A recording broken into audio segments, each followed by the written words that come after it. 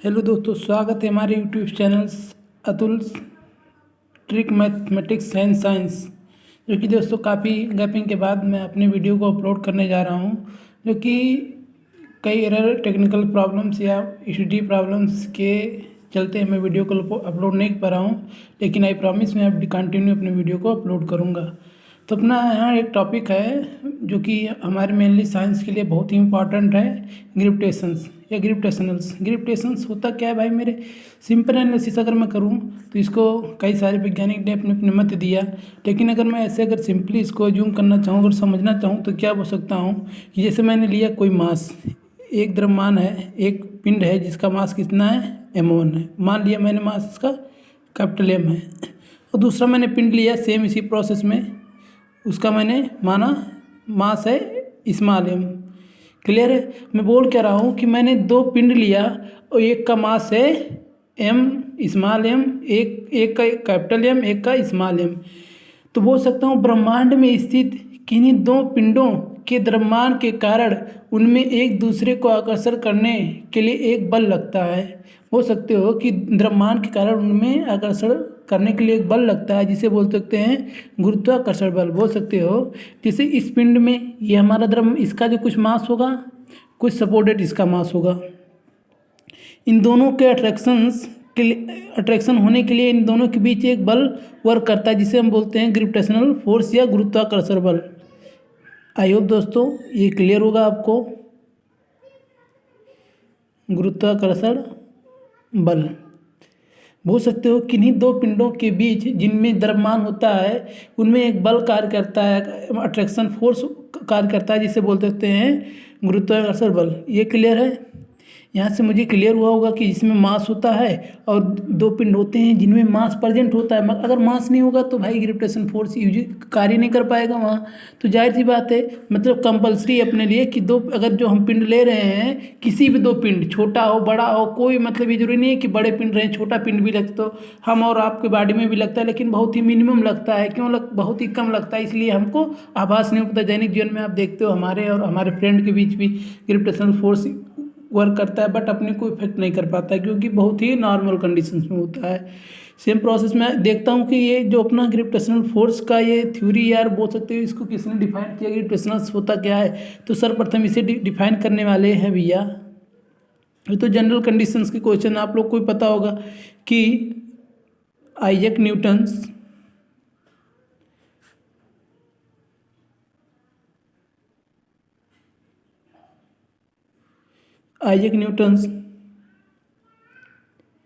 ने इसे प्रतिपादित किया या सबसे पहले इस नियम को दिया। इन्होंने क्या किया कि एक ऐसे पेड़ के नीचे, तो कहानी है बहुत पहले से चलती आ रही है कि एक पेड़, सेब के पेड़ के नीचे बैठे, इन्होंने बैठा हुआ था और देखा कि सेब का जो एक फ्रूट है या टुकड़ा है वो क्या हुआ, नीचे गिरा।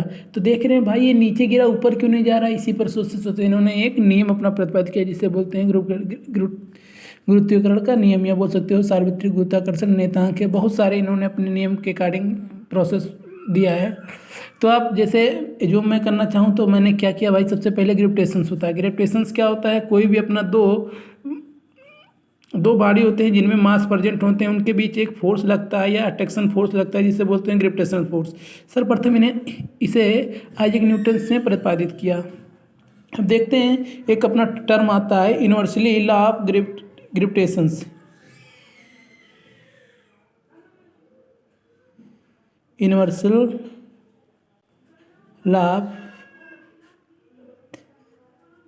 ग्रेविटेशंस, इसका अगर हिंदी में देखना चाहूँ भाई मेरे, तो ये हिंदी में होगा क्या इसका नाम, कि गुरुत्वाकर्षण का सार्वत्रिक नियम। गुरुत्वाकर्षण का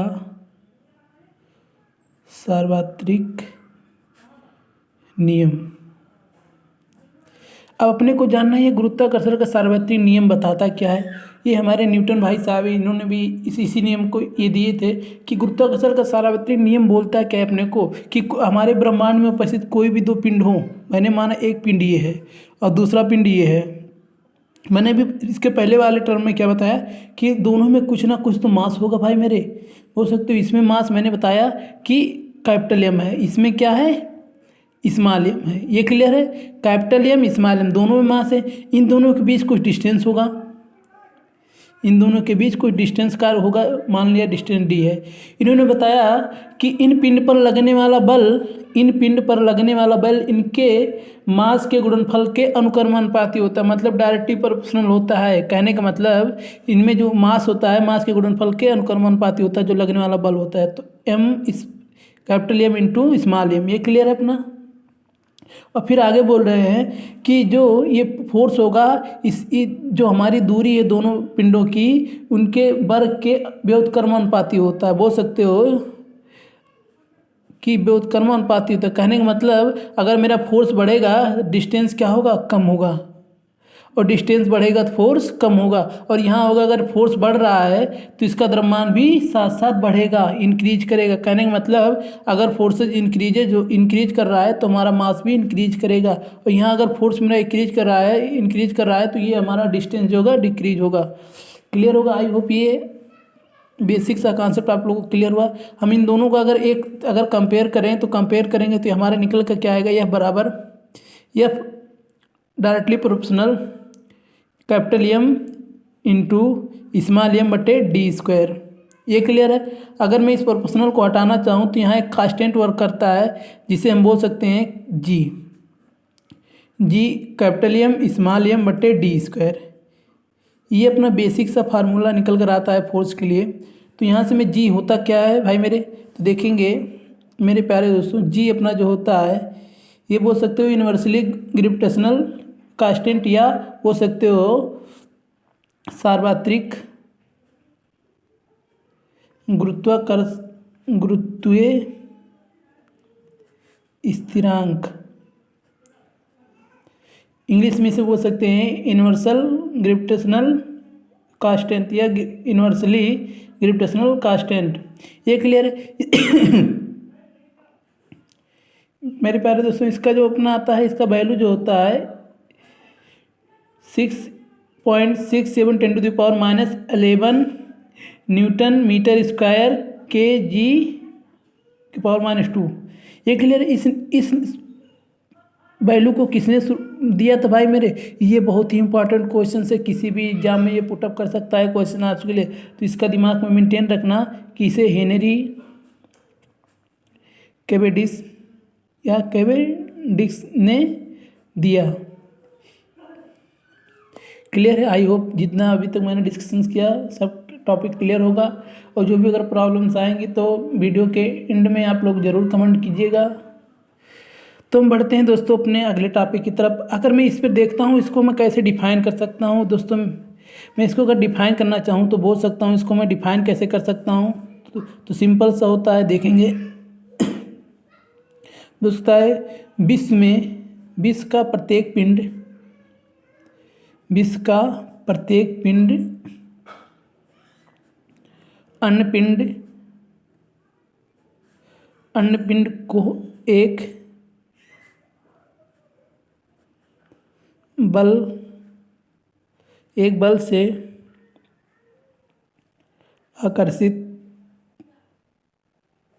आकर्षित करता है जो दोनों पिंडों के द्रव्यमान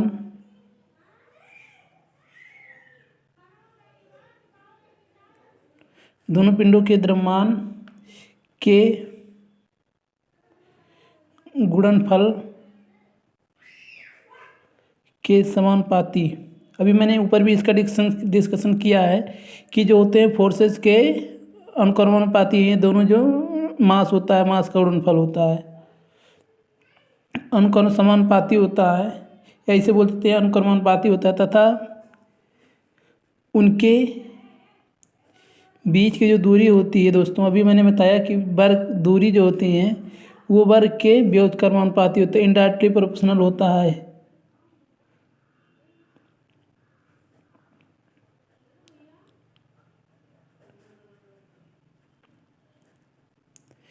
ये क्लियर है। टोटल अपना क्या बोल रहा है कि विश्व का प्रत्येक पिंड अन्य पिंड को एक बल से आकर्षित करता है जो दोनों वस्तुओं के द्रव्यमान के गुणनफल के समानुपाती तथा उनके बीच की दूरी के वर्ग के व्युत्क्रमानुपाती होता है। ये क्लियर अपना। यहाँ से एक पॉइंट बनता है मेरे दोस्तों कि ये बल जो होते हैं दोनों पिंडों को मिलाने वाली रेखा की दिशा में लगता है, मतलब दोनों पिंडों को मिलाने वाली रेखा के दिशा में ही लगता है। आई होप जितना भी टॉपिक मैंने डिस्कशन किया सबको क्लियर होगा। तो बढ़ते हैं अपने नेक्स्ट टॉपिक की तरफ दोस्तों।